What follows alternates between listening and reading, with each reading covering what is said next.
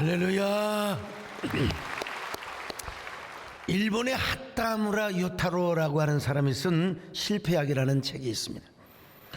이 사람은 역사상 실패라고 하는 것을 최초로 학문에 도입을 시킨 사람인데요, 그에 의하면 좋은 실패도 있고 나쁜 실패도 있다는 것입니다. 좋은 실패는 쓰라린 실패를 교훈 삼아서 탁월한 창조와 성공의 길로 이끌어가는 하나의 촉진제 역할을 한다는 것이죠. 우리 어렸을 때 이런 벼랑박에 뭐라고 써서 실패는 성공의 어머니다, 이런 글을 많이 썼지 않습니까? 나쁜 실패가 있다는 것입니다. 배울 것이 전혀 없는 실패를 말합니다. 그 실패를 통해서 창조와 어떤 성공에 도전하지 않고 계속해서 여전히 반복되고 있는 실패를 의미하는 거죠. 계속해서 실패의 씨앗을 뿌리는 것이죠. 우리가 살다 보면 실패를 경험합니다. 이번 총선에도 최선을 다했음에도 불구하고 실패한 이들이 있습니다. 예수 믿는 사람들 가운데도 경선에서도 이렇게 아주 탈락이 되고 말이죠. 그러나 여러분은 실패보다 성공을 많이 하시기를 바랍니다. 성공의 주인공이 되시기를 바랍니다. 어쩔 수 없이 실패할 때가 있죠. 사실 저도 많은 실패를 경험해 봤습니다만은, 그러나 그 실패가 뭐냐, 성공의 촉진제가 되고 또 나를 바라보는 어떤 성공의 거울이 돼야 돼요. 창의적 실패가 되도록 해야 된다 이 말이요. 오늘 본문에 베드로가 그런 사람이었습니다. 베드로는요, 갈릴리 바다의 전문가입니다. 고기잡이의 전문가요. 어디가 고기가 많고 어떻게 그물을 쳐야 고기를 많이 잡고. 그런데 그날은 피레미 새끼 한 마리, 올챙이 새끼 한 마리도 걸리지 않았습니다. 어떻게 이럴 수가, 헐, 어떻게 내가 이럴 수가 있을까. 자, 한번 누가복음 5장 1절로 2절 같이 봅니다. 시작. 무리가 몰려와서 하나님의 말씀을 들을새 예수는 게네사렛 호숫가에 서서 호숫가에 배 두 척이 있는 것을 보시니 어부들은 배에서 나와서 그물을 씻는지라. 빈 그물을 씻었어요. 얼마나 허전하겠습니까? 허탈하잖아요. 뭐가 안 되고 나면 여러분 쓸쓸하잖아요. 그래서 쓰댓은 실패의 노래를 베드로와 요한이 아마 이런 노래를 부르고 있었을 겁니다. 내 손에 빈 그물뿐이어서 손이 아픕니다. 등에 짊어진 삶의 무게 온몸을 아프게 하고, 이게 베드로의 고백입니다. 여러분, 오늘 당장 해결해야 하는 일 때문에 내 시간도 없이 살다가 평생 바쁘게 살아왔으니, 걸어왔으니 다리도 아픕니다. 이게 참, 이 베드로가 이런 고백을 지금 하고 있는 거예요. 만사가 지금 귀찮아요. 짜증났어요. 자, 그런 베드로에게 누가 찾아왔느냐? 예수님이 찾아오신 거예요. 여러분, 우리 인생도 마찬가지입니다. 실패할 때, 허전할 때, 내 인생이 답답할 때 주님이 찾아오시는 거예요. 여러분, 당시에 예수님이 얼마나 인기가 있었던지 아침부터 사람들이 막 인산인해로 모여들었습니다. 그때 예수님은 효과적인 말씀을 전달하기 위하여 청룡하에 아마 적당한 간격을 유지하고 싶었던 것 같습니다. 주로 바람이 갈릴리 호수 쪽에서 불어올 거 아니겠습니까? 그러면 이제 빈배 위에서 다 말씀을 전하려고 하셨던 것 같아요. 자, 누가복음 5장 3절입니다. 시작. 예수께서 한 배에 오르시니 그 배는 시몬의 배라. 육지에서 조금 떼기를 청하시고 앉으사 배에서 무리를 가르치시더니. 여러분, 이게야 말로 행운 중에 행운이 아니었어요. 럭키 타임입니다. 여러분, 아니 갈릴리 바다에 베드로의 배만 있었겠습니까? 별처럼 수많은 많은 배들이 있었겠죠. 많은 배 중에서 주님은 베드로의 배를 찾아오셨습니다. 베드로로서는 얼마나 행운이고 얼마나 럭키한 순간입니까? 오늘 우리도 마찬가지입니다. 오늘 정말 우리는 행운을 만난 사람입니다. 오늘도 가야 할 때도 많고 부르는 것도 많고 그렇지만 오늘 여러분, 이제 뭐 벚꽃도 지고 이제 갈 데도 없어. 사실은 오늘 교회로 찾아오신 여러분들 정말 행운을 만난 사람입니다. 주 예수보다 귀한 것이 없습니다. 여러분에게 주님이 찾아오시기를 바랍니다. 여러분, 주님이 우리를 찾아오셨잖아요. 우리 인생의 텅 빈 배에 주님이 찾아오셨잖아요. 우리 예수님은 기다리는 분이기도 하지만 seeking God. 찾아오시는 하나님이십니다, 여러분. 찾아오시는 하나님. 여러분, 베드로가 이번에도 주님을 만났지만 주님을 3번이나 부인한 이후에 베드로가 주님을 만났잖아요. 주님이 찾아오셨으니까. 주님이 찾아오셨습니다. 그렇습니다. 오늘 우리 주님은 찾아오시는 분이십니다. 언제? 우리가 실패할 때, 우리가 연약할 때, 무슨 일이 되지 않을 때, 답답할 때, 허전할 때, 여러분 우리가 고통스러울 때 주님이 오셔서 우리 인생의 문을 열어주십니다. 오늘 여러분 우리의 인생에 열어지는 역사가 있기를 바랍니다. 주님께서 에바다의 축복을 함께 하시기를 바랍니다. 그 주님과의 만남이 우리 인생의 변환점이 되게 되는 것입니다. 오늘 찾아오시는 주님을 만나시기를 바랍니다. 찾아오시는 주님을 만나서 여러분의 삶이 다시 한번 새로워지고 변환되는 역사가 있기를 바랍니다.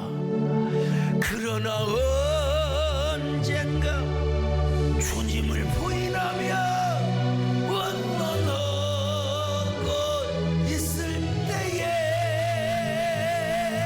나에게 오셔서 나에게 온단 말입니다. 여러분, 어루만지신 거절할 수 외면할 수 주님의 그 손 잡았으니 주님의 사랑에 뜨거운 눈물을 흘리고야 말았다네. 베드로는요 주님의 요청을 거역하지 않았습니다. 빈배를 내어드렸습니다. 베드로의 내어드림의 순간입니다. 자신의 마음을 내려놓았어요. 베드로 상태가 지금 어떤 상태일까요? 짜증이나 지금 스트레스를 받아 있어요. 누가 뭘 타치하고 왜 고기를 못 잡았느냐고 모든 게 귀찮아. 여러분 짜증낼 때가 있잖아. 무슨 일이 꼬이고 자꾸 뭐가 안 될 때 나도 모르게 불평이 나와요. 짜증과 불평이 가득 났던 그 순간에 여러분 베드로는 그 마음을 내색하지 않았어요. 표출하지도 않았습니다. 그 무거운 마음을 내려놓았어요. 내려놓고 주님 앞에 빈배를 내어드렸어요. 그리고 주님의 말씀을 기꺼이 들었습니다. 빈구문을 씻는 게 아니라 주님의 말씀을 들었단 말이요. 그때 예수님께서 어떤 말씀을 전하셨는지 잘 모르겠습니다. 아마 구원의 도, 또 율법으로부터의 자유, 또 뭐라고 할까요? 구원의 복음, 아니면은 또 제자도, 뭐 이런 말씀을 전하셨겠죠. 예수님은 그 말씀을 마치시고 베드로에게 명령합니다. 깊은 데로 가서 그물을 던져봐라. 깊은 데로 가서 그물을 던져봐라. 누가복음 5장 4절을 같이 봅니다. 시작. 말씀을 마치시고 시몬에게 이르시되 깊은 데로 가서 그물을 내려 고기를 잡으라. 그랬더니 어째요? 5장 5절입니다. 시작. 시몬이 대답하여 이르되 선생님 우리들이 밤이 새도록 수고하였으되 잡은 것이 없지만은 말씀에 의지하여 내가 그물을 내리리다 하고. 예, 말씀에 의지하여. 여기 말씀에 의지하여. 예, 말씀에 의지하여 그대로 순종하였습니다. 여러분, 말씀에는 두 가지가 있다고 했잖아요. 하나는 written word, 기록된 말씀입니다. 하나는 로고스요, 로고스, 객관적인 말씀입니다. 또 하나의 말씀은 뭐냐? 레마입니다. 레마는 기록된 객관적인 말씀이 지금 나를 감동시키고 나를 붙잡고 이끌어가는 말씀이라 이 말이요. 레마, 나에게 하시는 말씀이요. 이 나에게 하시는 말씀 뭐냐? 꿀처럼 답니다. 여러분요, 밤양갱보다 더 답니다. 솔깃합니다. 내 가슴을 막 이끌어가는 겁니다. 여러분요, 얼마나 달콤하게 느껴지는지 막 달디단 밤양갱보다 더 달콤하게 느껴지게 된다는 것입니다. 달디달고 달디단 밤양갱보다 더 달콤하게 느껴진다 이 말이요. 달디달고 달디달고 달디달던, 아니요, 밤양갱이 아닙니다. 말씀 내가 먹고 싶었던 것 달디단 말씀들이야. 이거 내가 누구한테 배웠는 줄 아세요? 우리 손녀딸한테 배웠어요. 한번 들어보시겠습니까? 달디다고 달디다고 달디단 말씀 내가 먹고 싶었던 건 달디단 말씀들이야. 가는 길에 네가 내게 말했지 너는 바라는 게 너무나 많아.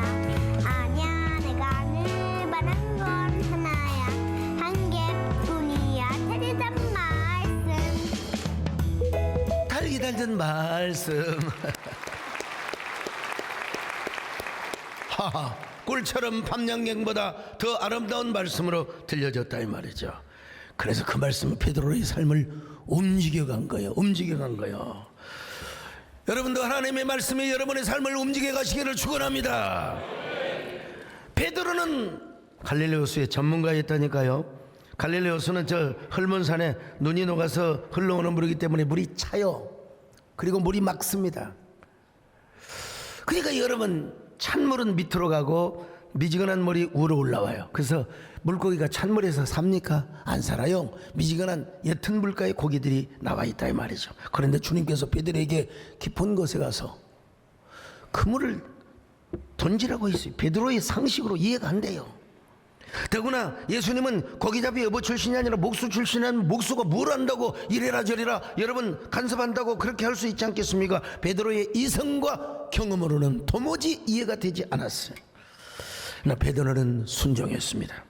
어떻게 그럴 수가 있었습니까? 말씀에 의지하여 그물을 내리겠다는 것입니다. 자, 누가복음 5장 5절 다시 봅니다. 시작. 시몬이 대답하여 이르되 선생님 우리들이 밤이 새도록 수고하였으되 잡은 것이 없지만은 말씀에 의지하여 내가 그물을 내리리다 하고. 아무리 경험적인 지식이 쌓였고 전문가적인 안목이 있다 할지라도 베드로는 모든 걸 포기했어요.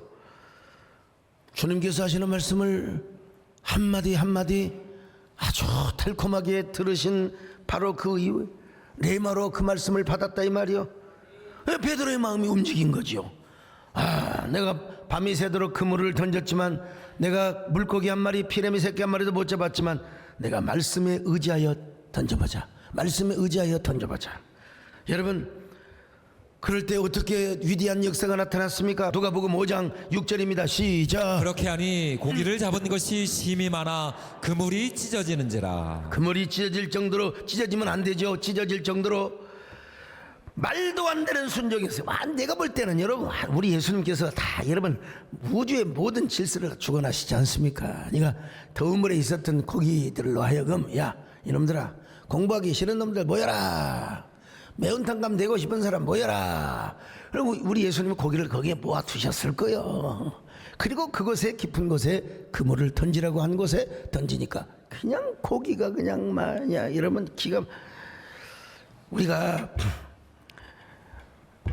다이아몬드와 석탄의 차이를 이렇게 설명하는 걸 봤더라고요. 다이아몬드와 석탄은 성분이 거의 비슷해요. 근데 그 안에 있는 C라고 하는 탄소를 막강하게 열을 가하면 다이아몬드 가지고 적절하게 가하면은 석탄이 된다. 이런 글을 제가 본 적이 있어요. 우리가 똑같은 하나님 섬기고 똑같은 예수님의 말씀을 들어도 그 말씀을 진정으로 내 말씀으로 받고 그 말씀이 나를 어떻게 움직이는 삶을 사느냐에 따라서 우리의 믿음과 삶의 질이 완전히 달라지게 되어 있다 이 말이에요. 그러므로 말씀을 레마로 받으시기를 축원합니다. 우리 말씀, 하나님의 말씀이 여러분의 삶을 이끌어 가시기를 바랍니다. 여러분의 삶을 이끌어가는, 얼마 전에 제가 주례를 했는데 우리 고강선 장로님의 아들 주례를 했어요. 근데 우리 교회 부목사님으로 사역을 하다가 내려간 우리 여수 새벽교회 성도들이 버스를 두 차로 온 거예요. 교인 100명도 안 모이는데 총동원해 가지고 버스를 만땅으로 두 차가 온 거예요. 그리고 예식장에서 떠나지도 않고 내가 그냥 이렇게 아멘을 하는데, 아니 그 교인들만 아멘해지 우리 교인들은 아멘 안 하더라고요. 세상에 교인도 별로 없어요. 그래서 내가 끝나고 나서 물어봤더니 전부 다 가서 밥 먹고 있다는 거예요. 밥 먹고. 우리 교인들은 밥 먹으려고 예식장 가는 거예요. 담임 목사가 주례를 하는데도 세상에 조마조마하면서 우리 목사님 실수하지 말아야지. 그런데 그분들은 내가 무슨 연예인이 되는 것처럼 아멘 그래서 여기서는 아멘 안 해도 됩니다. 내가 그랬다니까. 우리 장로님들도 장로님들까지 와서 밥 먹고 있어. 밥 먹고 있어. 내가 좋은 말로 할 때 아멘 잘하시기를 축원합니다. 여러분, 언제나 여러분의 이성과 경험과 상식을 넘어서 하나님의 말씀이 나를 이끌어가고 움직이고 앞뒤가는 그런 삶을 사시기를 축원합니다. 주의 말씀 받은 그는 참 기쁘고 복되도다. 이 기쁜 마음 못 이겨서 온 세상에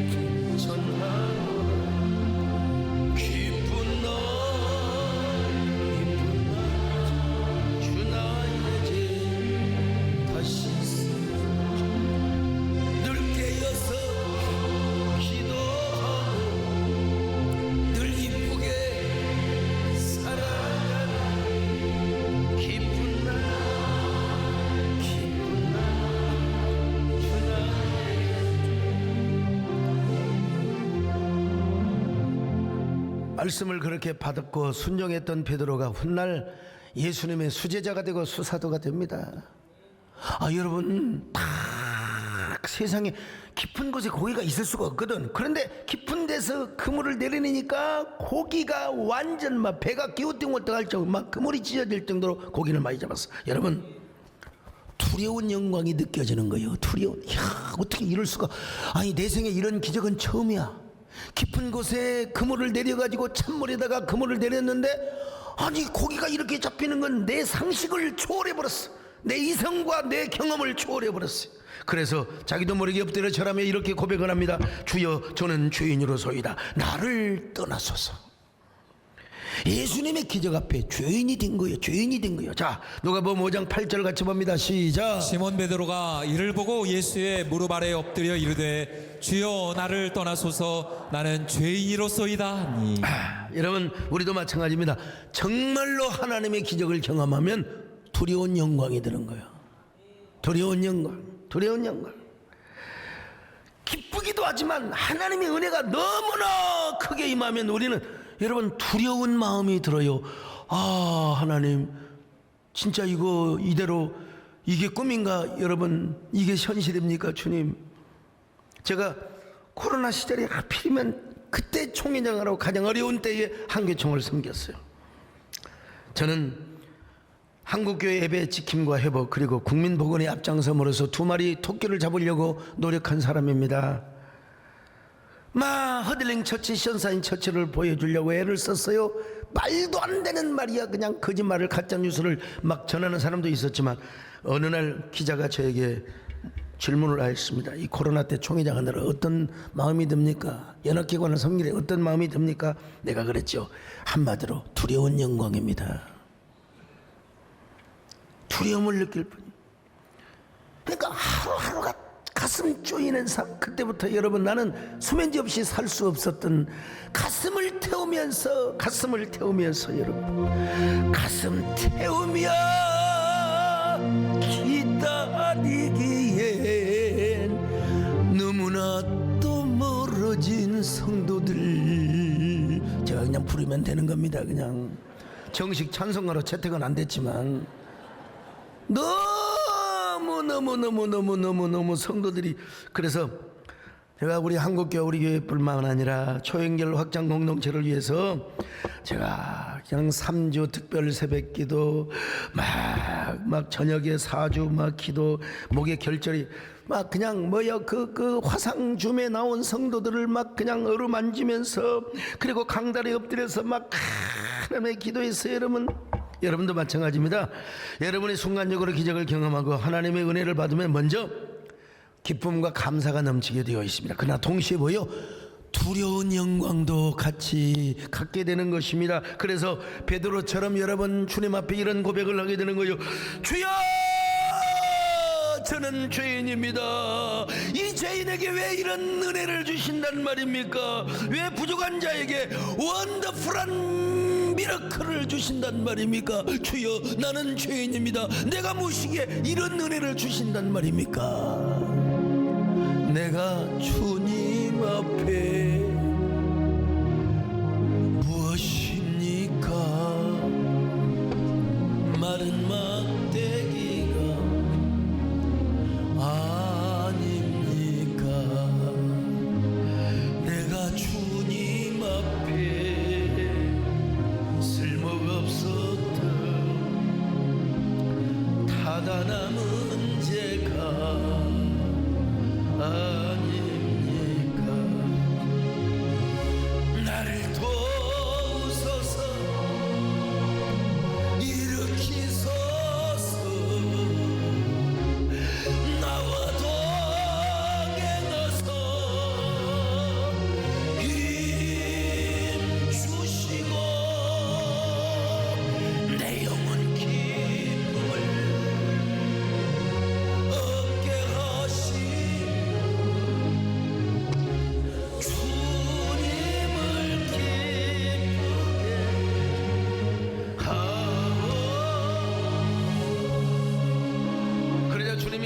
명령을 하십니까? 누가복음 5장 10절입니다. 시작. 세베대의 아들로서 시몬의 동업자인 야고보와 요한도 놀랐습니다.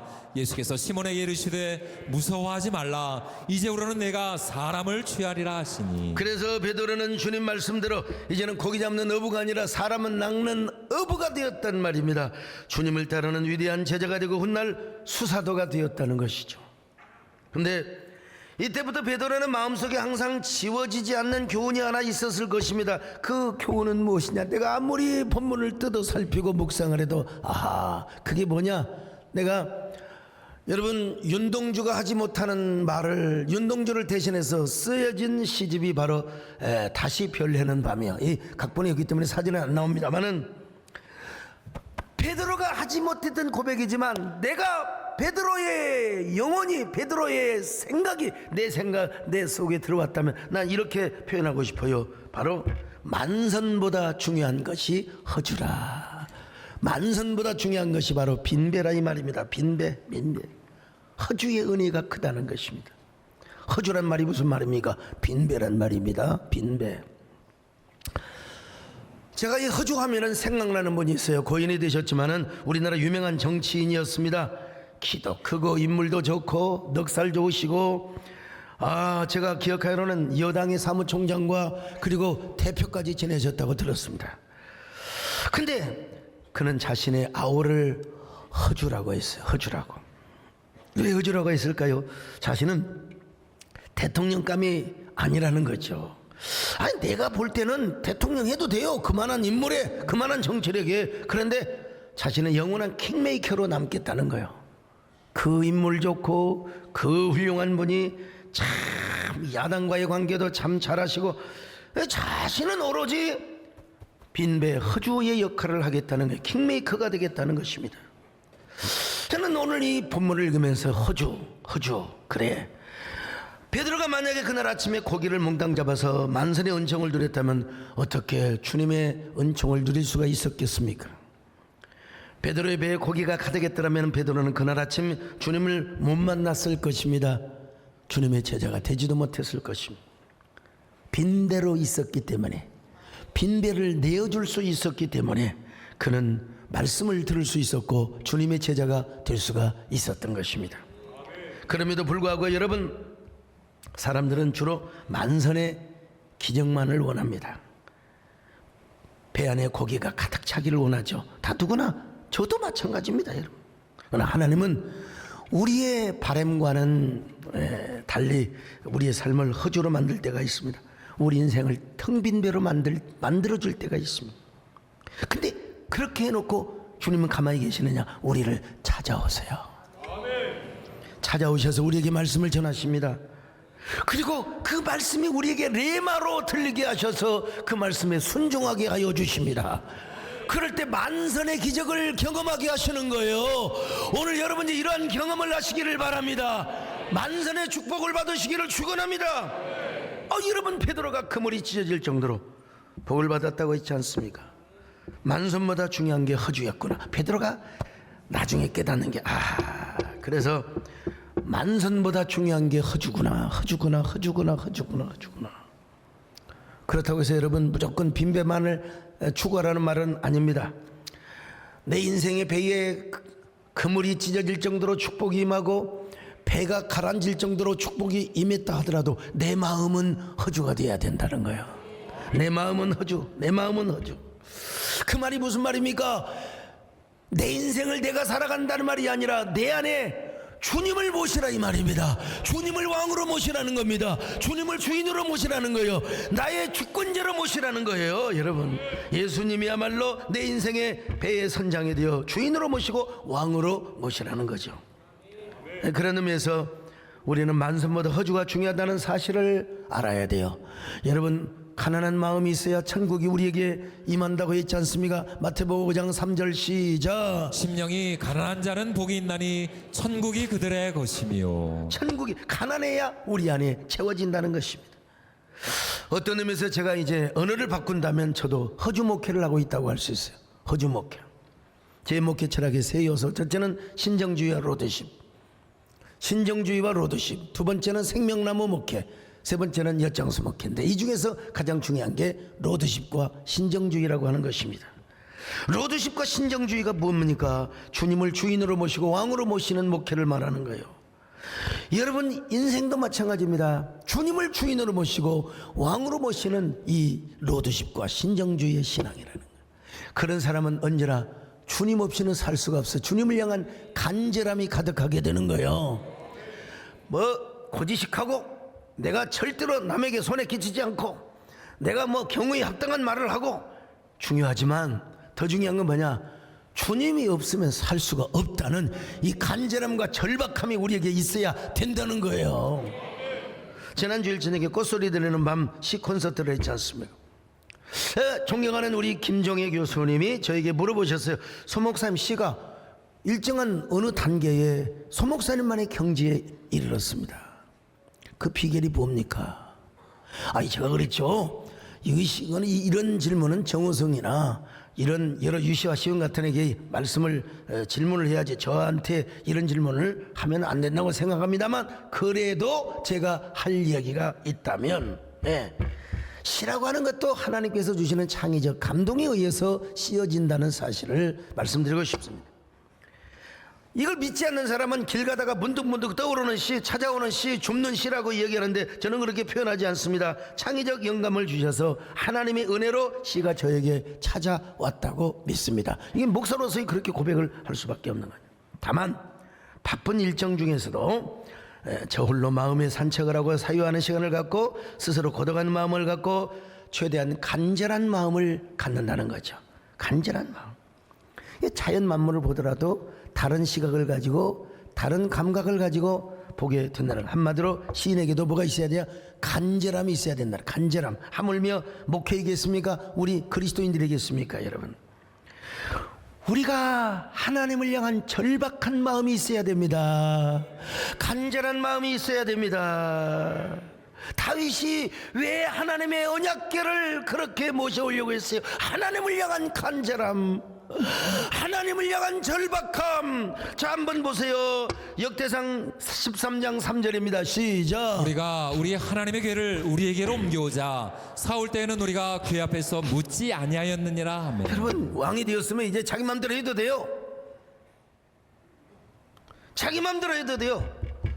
그러나 그는 언제나 하나님과 의논하고 하나님께 물어보고 하나님께 상의하려고 하나님 언약궤를 모셔왔잖아요.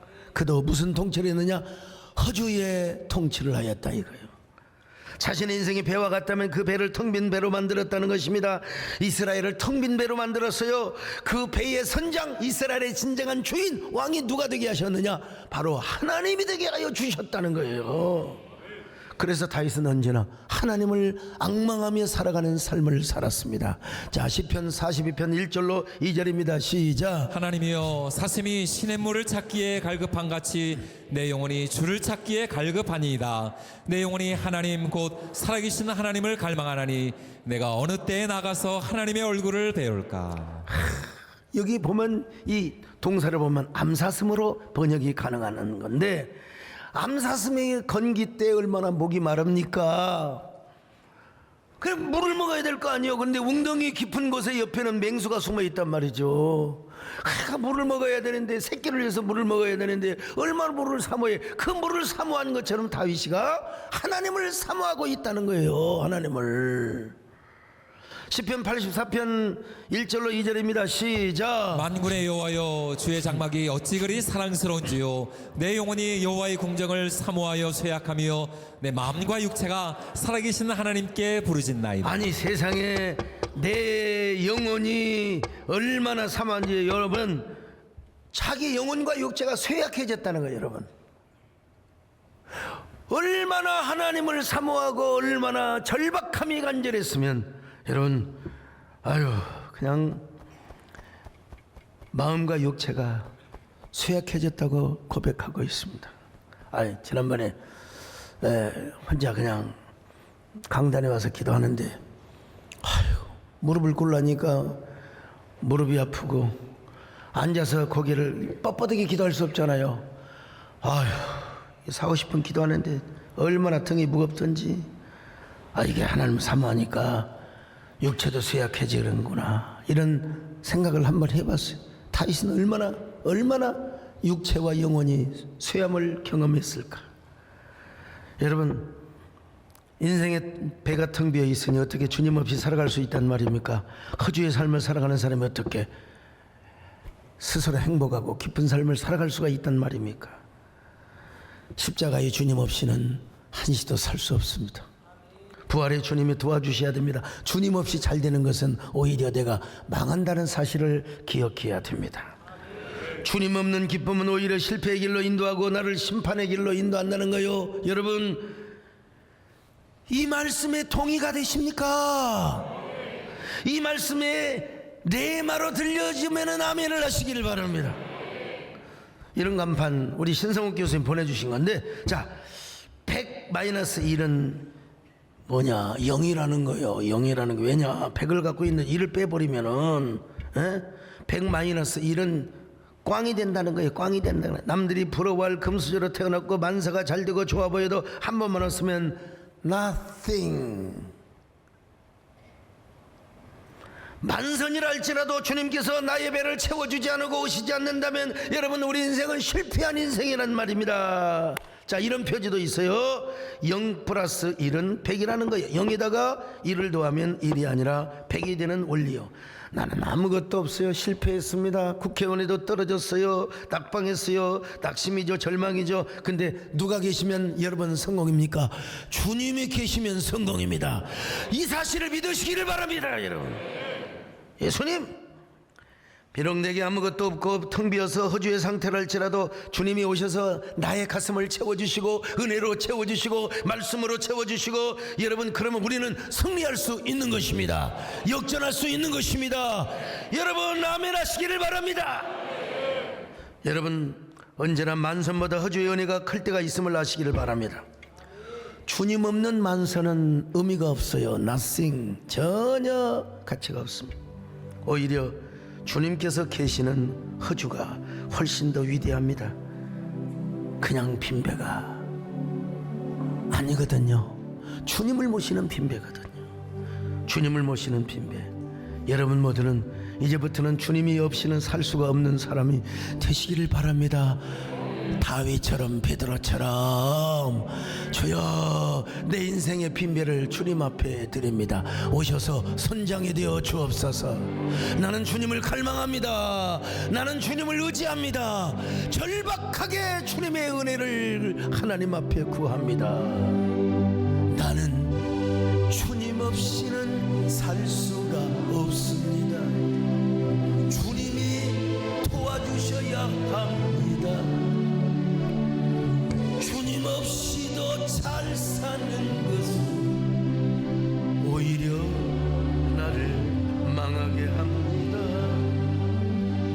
나는 주님 없이는 살 수 없습니다. 주님이 도와주셔야 합니다. 주님 한 분만으로 나는 만족합니다. 주님만 있으면 주님 없는 기쁨은 오히려 나를 심판의 길로 인도합니다.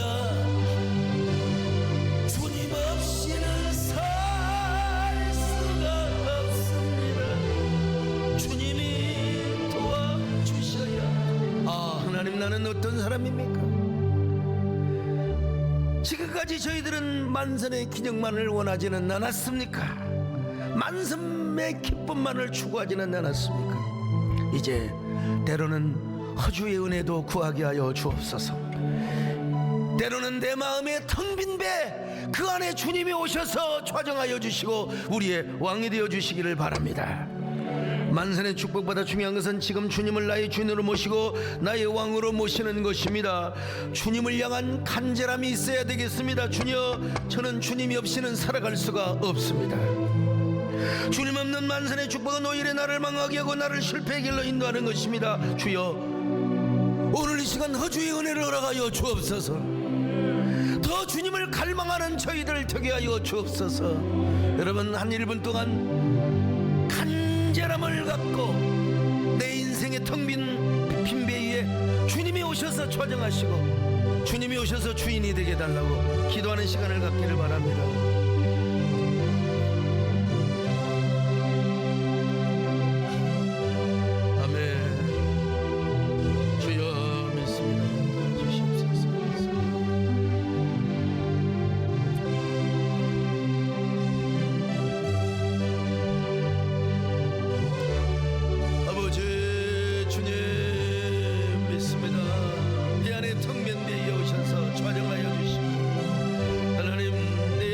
하나님이여 임금으로 왕으로 주권자로 여주시기를 바랍니다.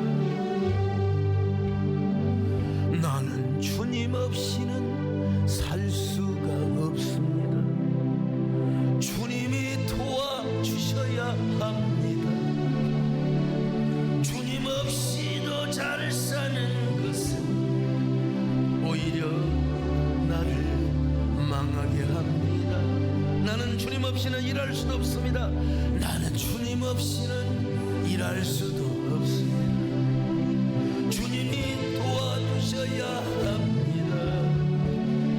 주님 한 번만으로 나는 만족합니다.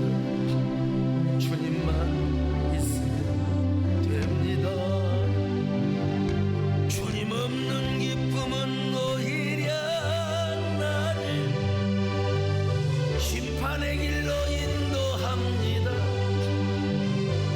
주님 없이는 살 수가 없습니다. 주님이 도와주셔야 합니다. 주님, 우리는 주님이 없으면 정말로 숨 쉴 수도 없습니다. 주님이 없으면 일할 수도 없습니다. 우리는 지금까지 만선의 기적과 축복만을 원하며 살아왔습니다. 그러나 이제는 허주의 은혜도 크다는 사실을 알게 하여 주옵소서. 인생의 텅 빈 우리의 빈 배에 주님이 오셔서 노를 저어주시고 선장이 되어주시고 왕이 되어주시고 우리 인생의 진정한 주권자가 되어 주시옵소서. 그러기 위해서 우리가 주님을 갈망하는 저희들 되게 하여 주옵소서.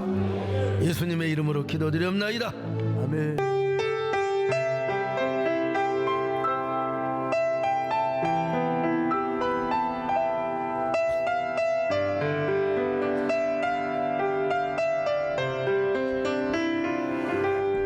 나를 위해 오신 주님, 나의 죄를 위하여서 유대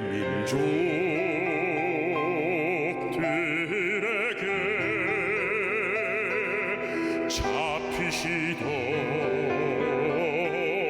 그날 밤에 아무런 말도 없이 우리에게 사랑을 보여주신 주님 예수, 십자가를 지셨네. 그러나 언젠가 주님을 부인하며 원망하고 있을 때에 나에게 오셔서 사랑의 손길로 어루만지셨네. 거절할 수 없어, 외면할 수 없어. 주님의 그 손을 잡았었네. 주님의 사랑에 뜨거운 눈물을 흘리고야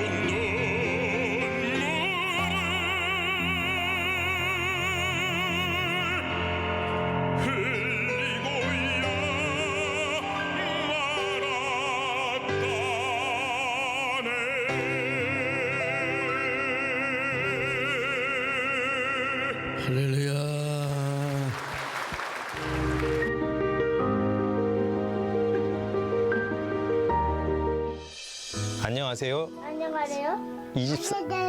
24교구 장재현. 한지영 집사입니다. 모태신앙인 저는 부모님의 기도와 믿음 안에서 자랐습니다. 그래서 제 자녀들도 믿음 안에서 기도로 키우고 싶다는 소망이 있었는데 세해된 교회를 만나면서 그 기도가 응답되기 시작했습니다. 세마선교원에 자녀를 보내던 교구 집사님이 제게 세마선교원을 적극적으로 권유했고 저희 부부는 다른 어린이집을 알아보지도 않고 믿음으로 자녀를 양육하고 싶은 소망으로 바로 등록했습니다.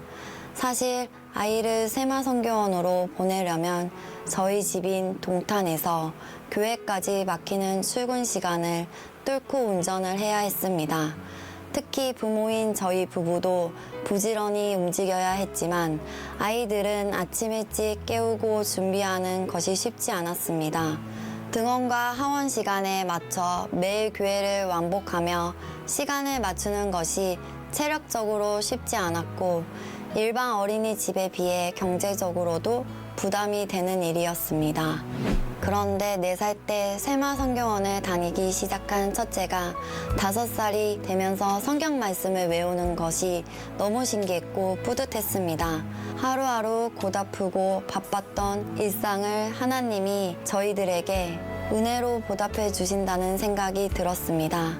체력적인 피곤함은 더 이상 문제가 되지 않을 정도로 첫째 아이는 세마선교원에서 잘 적응하면서 믿음의 아이로 자랐습니다. 그래서 둘째 아이는 고민하지 않고 세마선교원에 보낼 수 있었습니다.